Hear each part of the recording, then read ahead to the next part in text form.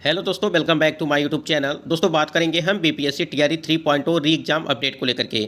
जैसा कि आपको पता है कि बीपीएससी टीआरई 3.0 का री एग्जाम 19 जुलाई से लगा करके 22 जुलाई के बीच आपका टीआरई 3.0 का री एग्जाम कराया गया था। इसी बीच यहाँ पे बीपीएससी आयोग की तरफ से आपका जो पीआरटी का यानी कि 1 to 5 का जो आंसर की है वो जारी किया गया, लेकिन इस आंसर की में कई सारे विवादित जो प्रश्न है उसके संबंध में बात करेंगे। यानी कि आंसर की में काफ़ी ज़्यादा जो है परिवर्तन देखने को मिल रहा है और कट ऑफ इतना नहीं जाएगा जितना आपको बताया जा रहा है। इसको लेकर के भी बात करें। इन सभी का रिजल्ट होगा प्रभावित। काउंसलिंग तिथि सभी तैयार हो जाओ, इसके लिए भी हम लोग बात करेंगे। यानी कि डॉक्यूमेंट वेरिफिकेशन के लिए भी बात करने वाले हैं। कई सारे महत्वपूर्ण अपडेट आपको इस वीडियो के माध्यम से मिलने वाली हैं।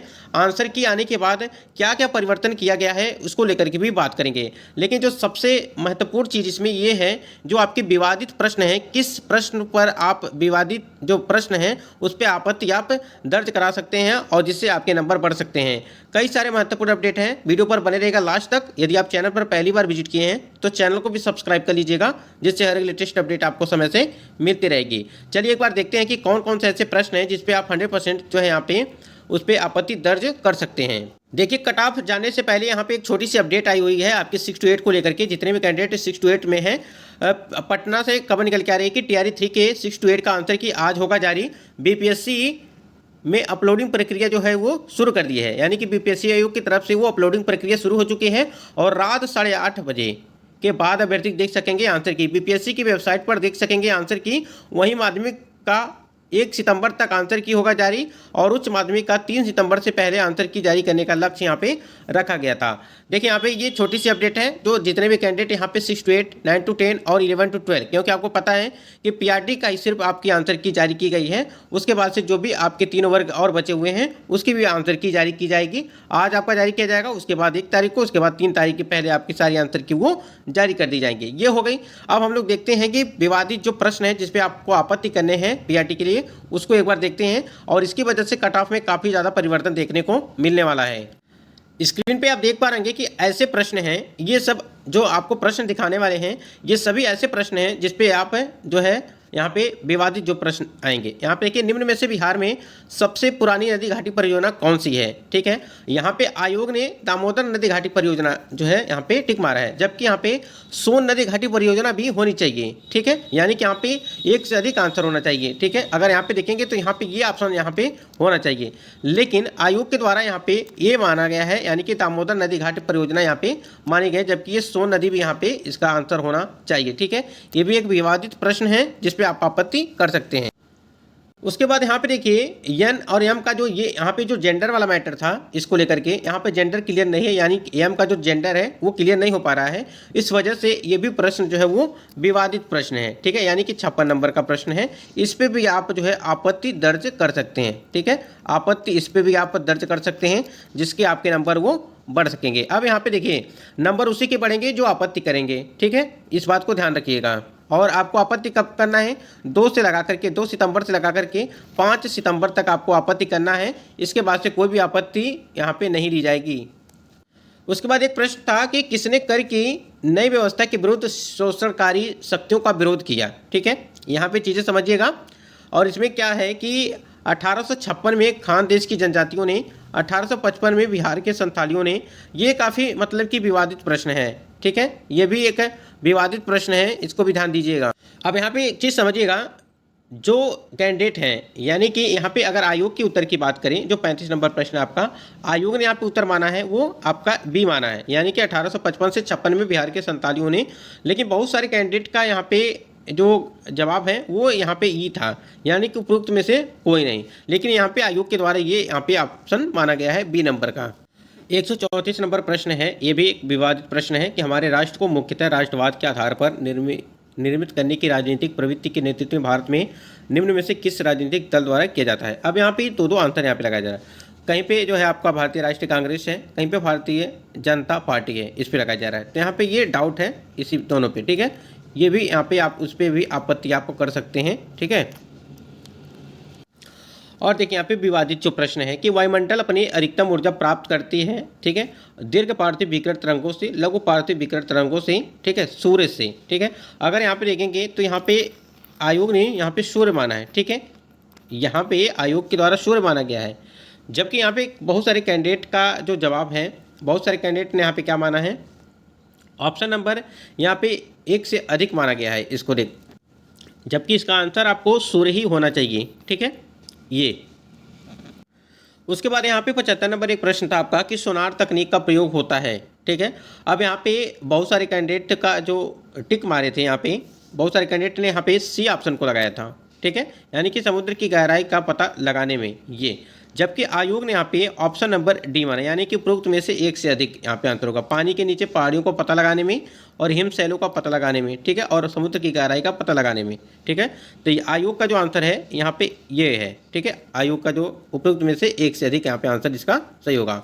ठीक है, अब यहाँ पे जो कन्फ्यूजन होता है जी, ये जो आपका ये 5वां वाला ऑप्शन दिया गया है ना, इसकी वजह से काफ़ी ज़्यादा दिक्कत होती है आपकी आपत्ति करने में। ठीक है, अगर मान लीजिए ये ऑप्शन आपके सही नहीं हुए तो उपयुक्त में से कोई नहीं। ठीक है, अगर यहाँ पे एक ऑप्शन सही हो गया तभी यहाँ पे उपयुक्त में से कोई नहीं, इसका मतलब ये कि आप चाहे इधर से कान पकड़िए चाहे उधर से कान पकड़िए, कहीं ना कहीं फ़ायदा यहाँ पे सिर्फ आयोग को ही होता है सबसे ज़्यादा।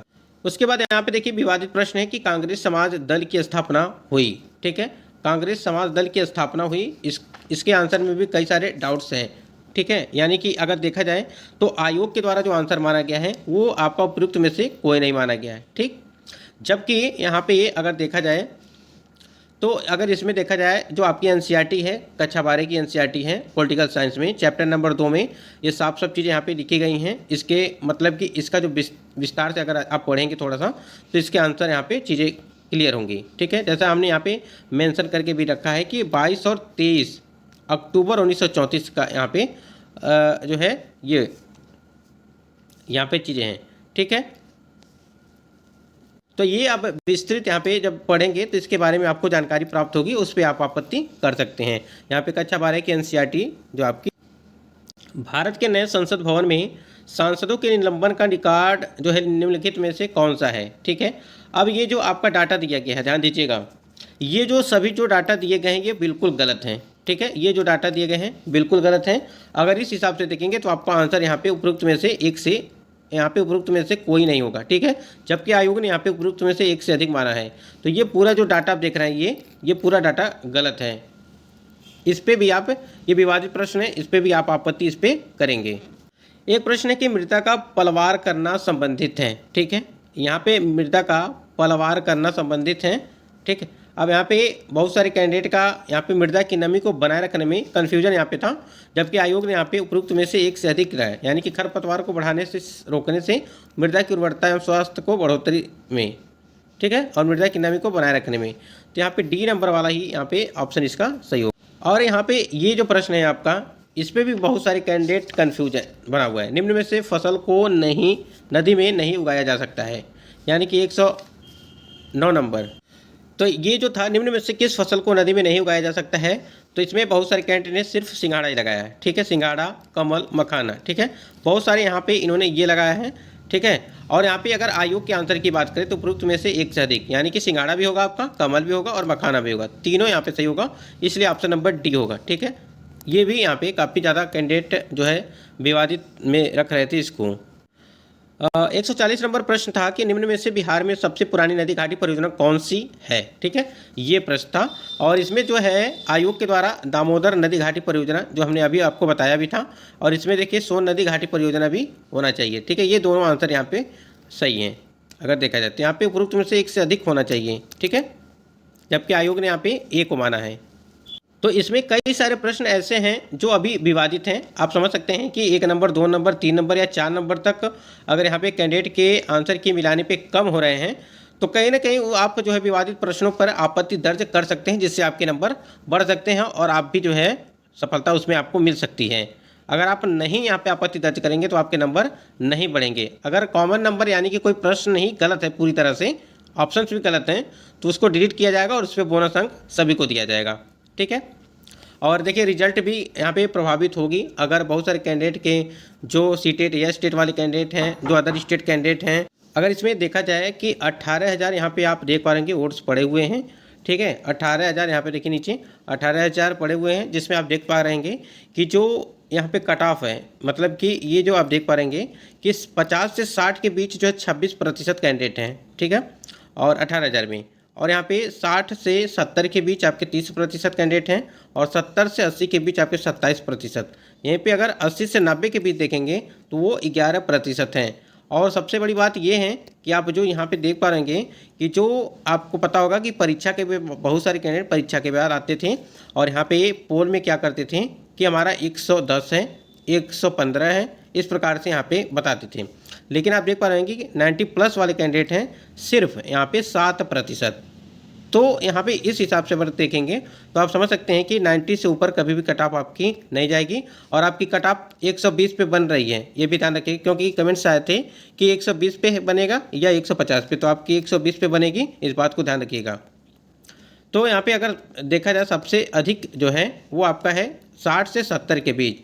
तो हमने आपको बताया था कि 75 से 80 के बीच यहाँ पे आपकी पीआरटी के लिए जो यूआर कैटेगरी की होगी वो आपकी रहने वाली है। बाकी की उसमें आप जो है 5 से 6 नंबर माइनस करेंगे जो आपके और भी कैटेगरी हैं, ठीक है।